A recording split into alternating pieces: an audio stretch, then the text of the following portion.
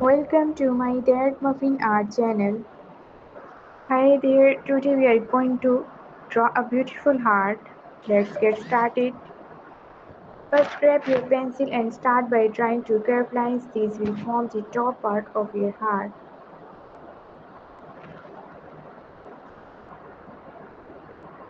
Imagine you are drawing the top halves of a circle or two large bumps. Start from the center and curve each line outward and downward. Now, from the outer edge of each curve, bring both lines downwards towards the middle, forming a point at the bottom. These lines will make the V shape of the heart.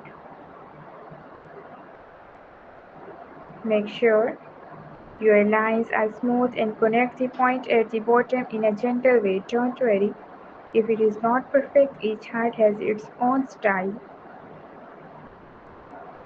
Next, let's go over the shape with a darker line, or you can use a pen to outline your heart. Finally, if you like, you can color in it, try red or pink, or use any colors you love.